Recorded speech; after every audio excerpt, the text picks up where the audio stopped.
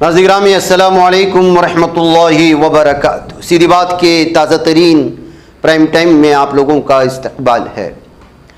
ناظرین گرامی، میں انصار عزیز ندوی اس وقت آپ لوگوں کے سامنے ایک اہم ترین عنوان پر گفتگو کرنے جا رہا ہوں، بلکہ منوج کمار جھا کی تحریر ہے دی وائر کے حوالے سے، کہ انہوں نے کس طرح سے ہمارے یہاں مسائل بھی بڑے مہذب اور بااخلاق ہوتے ہیں عنوان دیتے ہیں، اور پھر انتخابات کے مکمل ہونے تک خاموشی سے گوشہ نشی رہنے پر تنقید کرتے ہوئے بہترین انداز میں بھارت کے عوام کو سمجھانے کی کوششیں کرتے ہیں کہ آپ کو کس طرح ٹھگایا جا رہا ہے۔ ناظرین گرامی، تفصیلات میں جاؤں اس سے پہلے آپ کو بتا دوں کہ اجتماعی قربانی کا اعلان آ چکا ہے اور نام درج کرنے کا سلسلہ جاری ہے۔ نیچے اس پر نمبرات دیے جا رہے ہیں، اس پر واٹس اپ کر کے آپ تفصیلات حاصل کر سکتے ہیں۔ ناظرین گرامی، آخرکار ملک کو تاریخی لمحہ نصیب ہو ہی گیا جس کا انتظار شاید عالمی ماہرین معاشیات، نیتی آیوگ، ذائچہ دیکھنے والے اور ٹی وی مباحثوں کے اینکر مشترکہ طور پر کر رہے تھے۔ 5 ریاستوں کے انتخابات ختم ہوتی قوم کو صبر و تحمل، قربانی اور کفایت شعاری کا پیغام موصول ہوا۔ جمہوریت کا یہ حسن بھی کمال ہے کہ عوام پہلے کئی ہفتوں تک ترقی، قوم پرستی، تہذیبی بحران، جذباتی پولرائزیشن کے مہا اسنان یعنی شاہی غسل میں حصہ لیتے ہیں۔ پھر جیسے ہی ووٹنگ ختم ہوتی ہے انہیں بتایا جاتا ہے کہ اب پیٹرول کم جلائیے، تیل کم کھائیے، سونا مت خریدیے، بیرون ملک مت جائیے، گھر بیٹھ کر کام کیجیے۔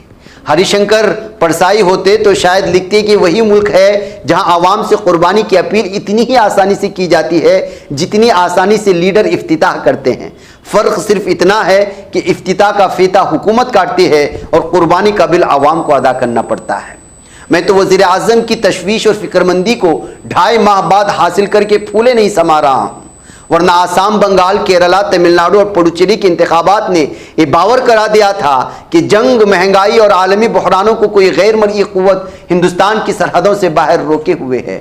اب جا کر سمجھ میں آیا کہ وزیر اعظم غائب نہیں تھے، وہ بس جمہوریت کے مقدس عمل کے مکمل ہونے کا انتظار کر رہے تھے۔ قومی بحران بھی شاید اب الیکشن کمیشن کی اجازت سے ہی ملک میں داخل ہوتے ہیں۔ یہ جان کر بھی حد درجہ اطمینان ہوا کہ ملک کے اقتصادی مسائل اچانک انتخابات کے نتائج آنے کے بعد ہی سنگین ہوئے ہیں۔ اس سے پہلے شاید مہنگائی، زر مبادلہ کے ذخائر، تیل کی قیمتیں ضابطۂ اخلاق کا احترام کر رہی تھی۔ اگر شرد جوشی ہوتے تو شاید لکھتے ہمارے یہاں مسائل بھی بہت بااخلاق اور مہذب ہوتے ہیں، انتخابات تک خاموشی سے گوشہ نشینی اختیار کرتے ہیں۔ وزیر اعظم نے شہریوں سے اپیل کی ہے کہ پیٹرول اور ڈیزل کم استعمال کریں، میٹرو میں سفر کریں، کار پولنگ اپنائیں۔ یہ مشورہ یقیناً ان لوگوں کے لیے بہت متاثر کن ہوگا جو پہلے ہی بڑھتی ہوئی ایندھن کی قیمتوں کے باعث اپنے موٹر سائیکل کو گھر میں کسی خاندانی ورثے کی طرح کھڑا کر کے دیکھتے ہیں۔ ملک کا متوسط طبقہ گزشتہ کئی برسوں سے غیر رسمی طور پر اسی قومی خدمت کا فریضہ انجام دے رہا ہے۔ فرق صرف اتنا ہے کہ اب اسے سرکاری منظوری بھی مل گئی ہے۔ پہلے لوگ مجبوری میں کم پیٹرول ڈلواتے تھے، اب قومی مفاد میں کم بھروائیں گے۔ اسی طرح معاشی مجبوری کو اخلاقی کامیابی میں بدلنے کا ہنر شاید ہندوستانی نظام حکومت کی سب سے بڑی انتظامی حصولیابی ہے۔ ورک فرام ہوم کو دوبارہ فروغ دینے کی تجویز بھی کم دلچسپ نہیں ہے۔ یہی نظام کچھ عرصہ پہلے آفس کلچر یا دفتری ثقافت اور پروڈکشن کے لیے خطرہ قرار دیا جا رہا تھا۔ ملازمین کو سمجھایا گیا تھا کہ قوم کی تعمیر صرف دفتر کی کرسی پر بیٹھ کر ہی ممکن ہے، لیکن انتخابات ختم ہوتے ہی وہی نظام حب الوطنی کا آلہ بن گیا۔ شری لال شکل کے راگ درباری کا کوئی کردار شاید اس پر تبصرہ کرتا۔ نظام کی سب سے بڑی خوبی یہی ہے کہ وہ ہر فیصلے کو حالات کا تقاضا نہیں بلکہ قومی مفاد ثابت کر دیتا ہے۔ سب سے جذباتی اپیل سونا خریدنے کے حوالے سے آئی۔ ہندوستانی خاندانوں سے کہا گیا کہ وہ کم از کم 1 سال تک شادیوں میں سودا خریدنے سے گریز کریں۔ یہ اپیل صرف معاشی نہیں بلکہ ثقافتی ریاست کا بھی تقاضا کرتی ہے۔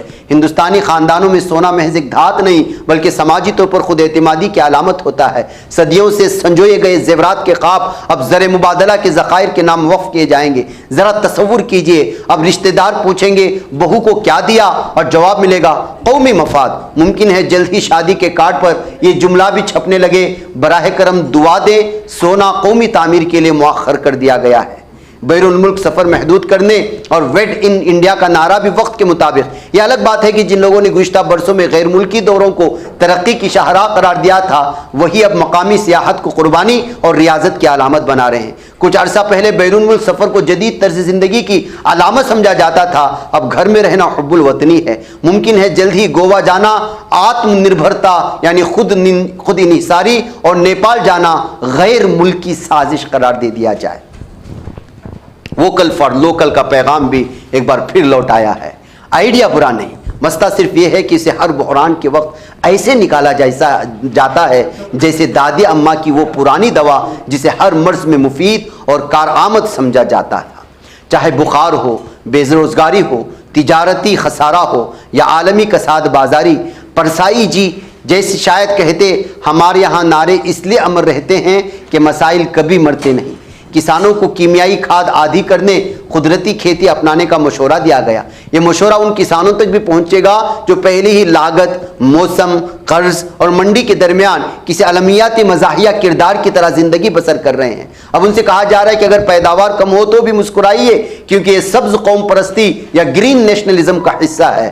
ہندوستانی کسان شاید دنیا کی واحد ایسی مخلوق ہے جسے ہر بحران میں قربانی کی توقع کی جاتی ہے اور ہر انتخاب میں امید کی۔ اور ہاں، کھانے میں تیل کم استعمال کرنے کا بھی مشورہ دیا گیا ہے۔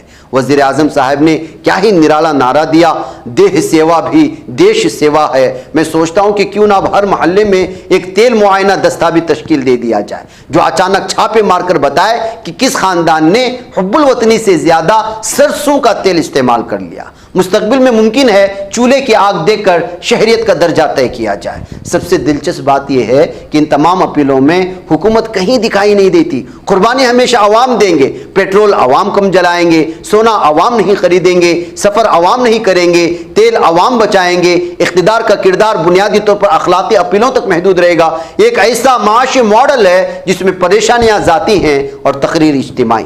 لیکن اصل سوال یہ نہیں کہ مشورے اچھے ہیں یا برے، کچھ مشورے عملی بھی ہو سکتے ہیں۔ اصل سوال یہ ہے کہ کیا قومی بحرانوں کی سمجھ بھی اب انتخابی کیلنڈر دیکھ کر فعال ہوتی ہے؟ اگر حالات اتنے سنگین تھے تو یہ اپیل ووٹنگ سے پہلے کیوں نہیں آئی؟ کیا قومی مفاد بھی اب ضابطۂ اخلاق ختم ہونے کے بعد ہی نافذ ہوتا ہے؟ ہندوستانی جمہوریت میں شاید اب ایک نئے موسم کا اضافہ کر دینا چاہیے۔ گرمی، بارش، سردی اور انتخابات کے بعد موسم قربان۔ انتخابات کے دوران عوام وکاس کا نعرہ سنیں گے اور انتخابات کے بعد صبر و تحمل کا سبق پڑھیں گے۔ قوم آخر خود کفیل بن رہی ہے، کم از کم اپنی قربانی اور ریاضت میں۔